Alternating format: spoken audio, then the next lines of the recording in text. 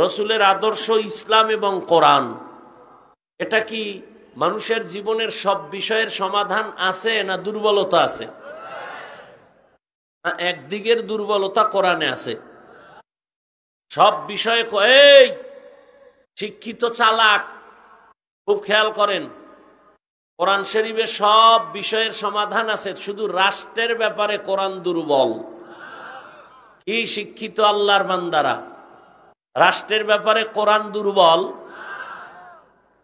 রসুল রাষ্ট্র চালাইছেন, আবু বকর রাষ্ট্র চালাইছেন, ওমর ফারুক রাষ্ট্র চালাইছেন, ওসমান আলী রাষ্ট্র চালাইছেন। রাষ্ট্র চালানোর নাম রাজনীতি, আর চুরি করা, দুর্নীতি করার নাম ধান্দাবাজি। যারা কয় ইসলামে রাজনীতি নাই, তারা কি বুঝাইলো? যে ইসলাম সব দিক থেকে পারফেক্ট, রাষ্ট্রের ব্যাপারে দুর্বল।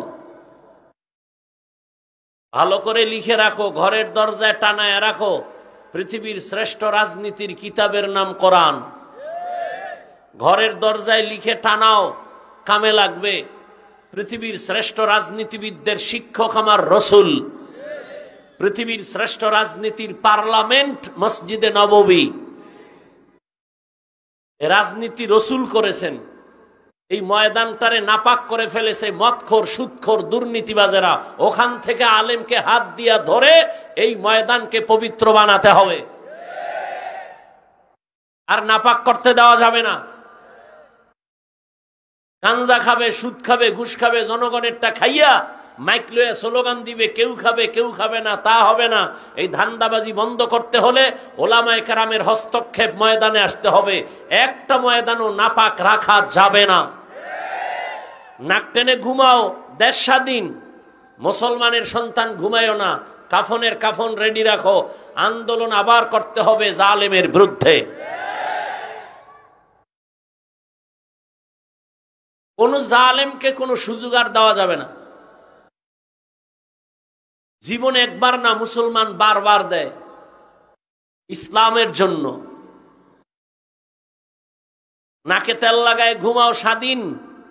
ঢাকার শহরে মহিলারা সাংবাদিক সম্মেলন করে আমরা দেহ ব্যবসার অধিকার আবার নতুন করে ফেরত চাই।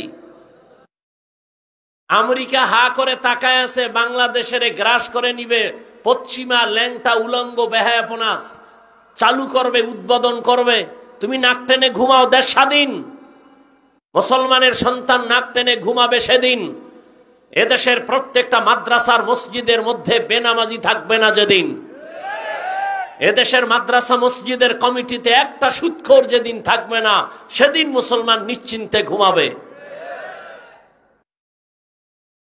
কোরআনের ওয়াজ মাহফিল হবে, সুদখোরের নাম কেন পোস্টারের উপরে থাকবে? মুসলমান কোরআনের বয়ান করবে, ওলামায়ে কেরাম সর্বোচ্চ শ্রেষ্ঠ মর্যাদার আলেম, সে আলেমদের উপরে কেন বেনামাজির নাম থাকবে? সভাপতি এখানে নাই, অন্য জায়গায় আছে, এটা বলতেছি। এখানে নাই, কই এখানে আছে? এখানে তো সভাপতি সন্দীপের হযরত।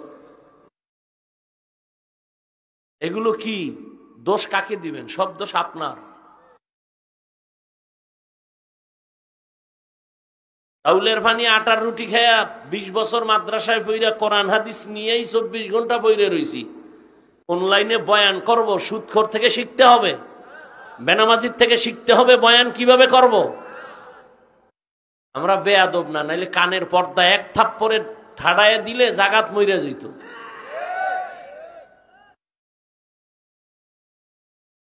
আমাদের একটা হাতের থাপ্পড়ের ওজন অনেক বেশি। খাওয়ার পাওয়ার, ইমানের পাওয়ার, আমলের পাওয়ার, এতগুলো পাওয়ার নিয়ে একটা থাপ্পড় দিল জাগাত কানা হয়ে যাবে। দেই না কেন? আমরা মুহাম্মদের উম্মত, জীবনে বেয়াদবি শিখি নাই। আল্লাহ হেদায়াত দান করুক। এক চোরার ঘরের চোরায় কয়, হাফিজ ভাই একটু অহংকার করলেন। আরে জাহেল, আমি আমার গুণগান গাইছি, ইসলামের প্রশংসা, উলামায়ে কেরামের প্রশংসাটা আমার। এটা কি অহংকার? ও তো অহংকারের ব্যাখ্যাই বুঝো না।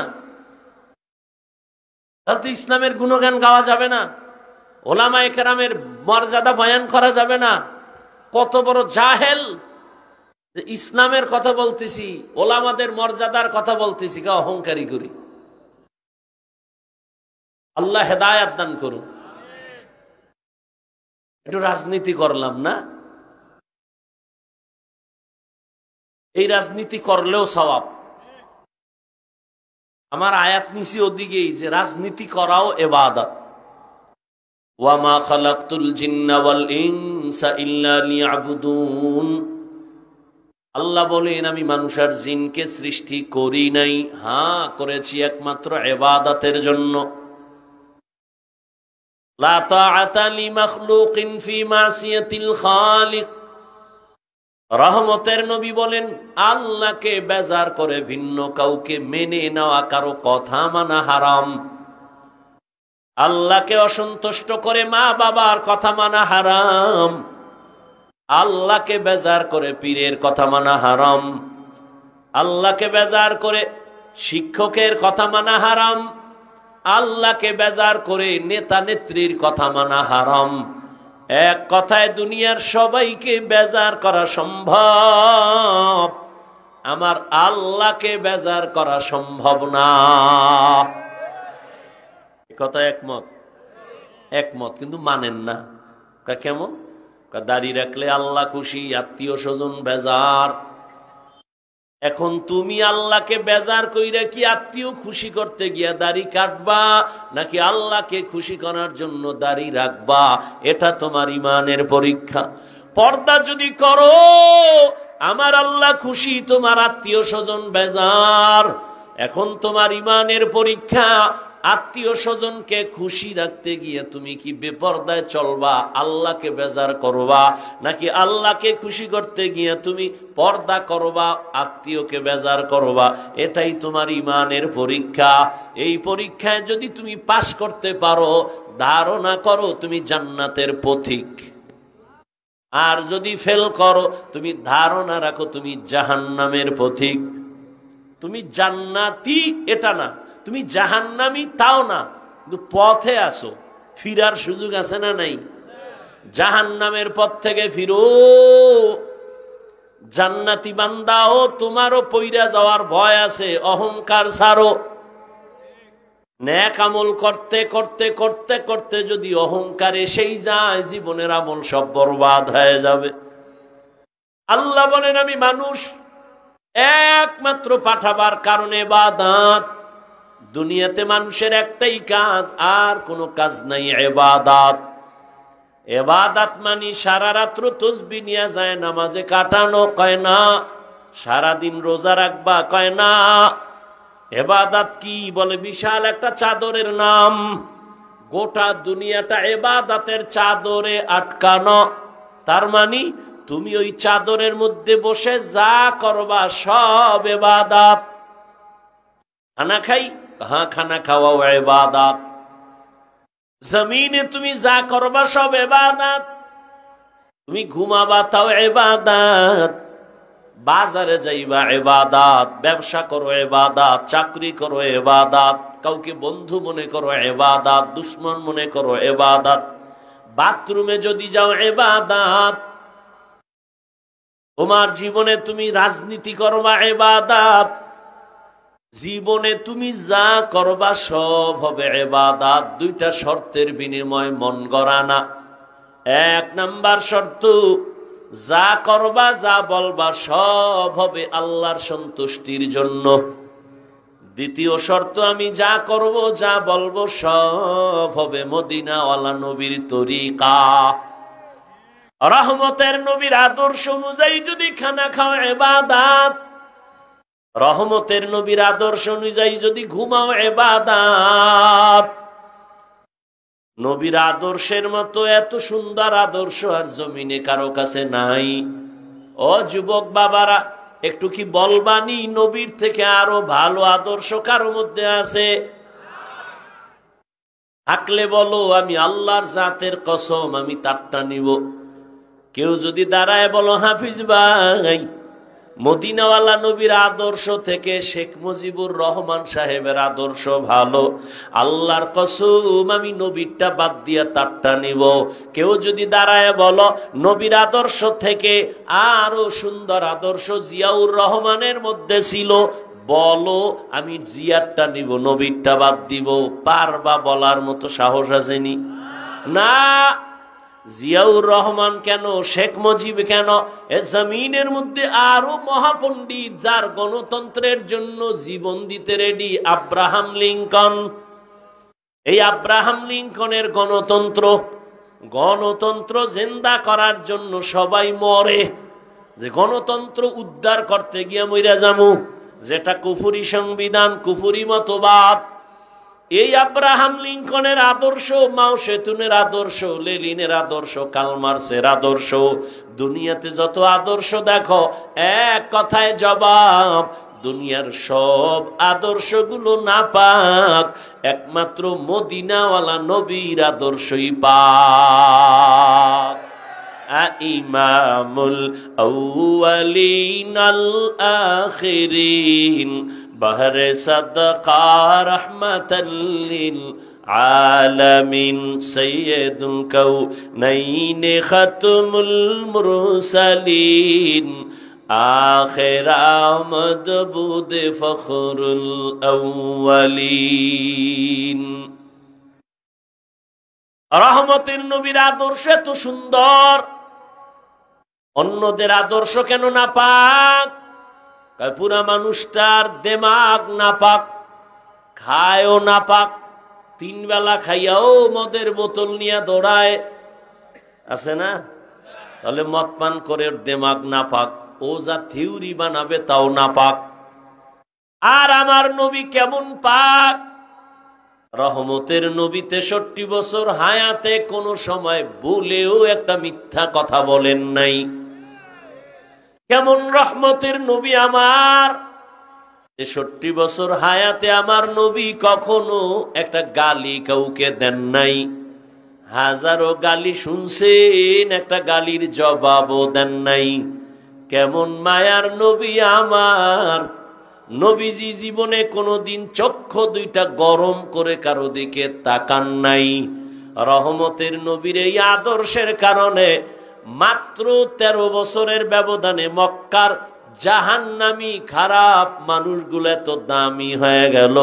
আল্লাহ জিব্রাইলের পাঠায় কয়, যাও মক্কার কিছু মানুষ নবীর হাতে হাত লাগায় এত দামি হয়ে গেছে, আমি আল্লাহ তাদেরকে জান্নাতের টিকিট দিয়ে দিলাম। সোহবতে সালে তোরা সালে কুনাত, সোহবতে তালে তোরা তলে কুনাত। ও আমার কলিজার যুবক, রহমতের নবীর আদর্শের মধ্যে কেমনে তুমি নখ কাটবা, নখ রাখবা আসেনি? চুলগুলো কেমনে কাটবা, কেমনে রাখবা, সেখানে নবীর আদর্শ আসেনি? তোমার নেতার আদর্শের মধ্যে নখ কাটার নিয়ম আছে? কেমন নেতা? আমার নবী তো এমন আদর্শের নবী, জুতা 2টা কেমনে পায়ে ঢুকাইবা সেখানেও নবীর আদর্শ। জুতাটা যখন পায়ে ঢুকাবি, ডান পাও ডান জুতায় আগে ঢুকাবি, সুন্নত। এরপরে বাম পা বাম জুতায় ঢুকাও। দোনো পাও যখন ঢুকছে এবার দাঁড়াও, কদমটা যখন দিবা ডান পাও দিয়া কদম শুরু করো, সুন্নত। ঘরের মধ্যে যখন ঢুকবা ডান পা দিয়া ঢুকো, বাথরুমে যখন ঢুকবা বাম পা দিয়া ঢুকবা। খালি মাথায় বাথরুমে যাইবা না, খালি পায়ে যাইবা না, কারণ বাথরুম হলো জিন্নাতের শয়তানের আড্ডাখানা। যদি নবীর তরিকায় বাথরুমে যাও কোনো দুর্ঘটনা হবে না। অনেকে বাথরুমে গিয়া পইরা গিয়া মাথা ফাটছে, বুক ফাইটা গেছে, দুর্ঘটনায় মারাও গেছে। নবীর তরিকায় বাথরুমে যাও, বাম পা দিয়া ঢুকবা, খালি পায়ে যাইবা না, খালি মাথায় যাইবা না। ঢোকার আগে দোয়া পইরা ঢোকো, যদি কোনো দোয়াও না পারো বিসমিল্লাহ বলে ঢোকো। আবার বাথরুমে গিয়া বসবা, বাম পায়ের উপরে ভর করে বসো, সুন্নত। এবং হাঁটুর উপরে কাপড় উঠাইবা না, এটাও নবীর সুন্নত। এমন একজন নবী পাইছো যেই নবীর আদর্শ নিয়ে যদি চলি, জমিনে আমার মতো দামি মানুষ আর হতে পারে না। এজন্য নবী ১৫০০ বছর আগে চ্যালেঞ্জ দিয়ে গেলেন, ও উম্মতেরা, আমি বিদায় হয়ে গেলাম, দুটা জিনিস তোমাদের কাছে রেখে গেলাম, যদি ধৈর্য রাখতে পারো ঈমানও যাবে না, সম্মানও যাবে না। ক্বালান নবী সাল্লাল্লাহু আলাইহি ওয়া আলিহি ওয়াসাল্লাম, তারাকতু ফীকুম আমরাইন লান তাযিল্লু মা তামাসসাকতুম বিহিমা কিতাবাল্লাহি ওয়া সুন্নাতা রাসূলি। দুই জিনিস ধরে রাখ, জীবনে সম্মানও কমবে না, ঈমানও যাবে না। এক হলো আল্লাহর কোরআন, দ্বিতীয় হলো পয়গম্বরের আদর্শ সুন্নাত। ১৫০০ বছর পরে তাকাইয়া দেখো, যার কাছে কোরআন আছে, নবীর আদর্শ আছে, তার কাছে ঈমানও আছে, সম্মানও আছে। লোকটা আলেম না, এই আলেম না, মাদ্রাসায় পড়ে নাই, কিন্তু আলেমের মহাব্বরে নবীর আদর্শের কারণে মাদ্রাসায় না পড়িয়া আলেম না হইয়াও তার সম্মান আছে না নাই? শুধু নবীর আদর্শ তার কাছে থাকার কারণে। ও আল্লাহর বান্দারা, ও যুবক, তোমার মতো কত যুবক কলেজে পড়ো আলহামদুলিল্লাহ, চাকরি করো, ব্যবসা করো আলহামদুলিল্লাহ, ওইটারে তুমি ইবাদত বানায় চলো, দেখবা ডাক্তার হইয়াও জান্নাত রেডি, ইঞ্জিনিয়ার হলেও জান্নাতের পথ খোলা, ব্যবসায়ী যদি হও জান্নাতের পথ খোলা। যদি ইবাদত হিসাবে ব্যবসা করো, ইবাদত বানায় যদি ব্যবসা করো, নবীর আদর্শে লেখা দাও, বিক্রি করা মাল ফেরত নেওয়া হয়। যারা লেখে হয় না, এই ব্যবসায়ী ধোঁকাবাজ। দোকানে লেখো বিক্রি করা মাল ফেরত নেওয়া হয়, আজান হয়ে গেলে সাইনবোর্ড লাগাও, নামাজের বিরতি, দোকান বন্ধ, কাস্টমারের সাথে মিথ্যা বলবা না, ধোঁকা দিবা না। নবী বলেন তোর জন্য সুসংবাদ, আত-তাজিরুস সুদুকুল আমিন মা'আন নাবিয়্যিনা ওয়াস সিদ্দিকিনা ওয়াস শুহাদা। ও ব্যবসায়ী যারা সত্যভাবে চলবা, আমি নবী ওয়াদা করলাম আমার সাথে জান্নাতে থাকবা। তাহলে ব্যবসা করে জান্নাত পাওয়ার রাস্তা আছে? কথা বলেন না কেন?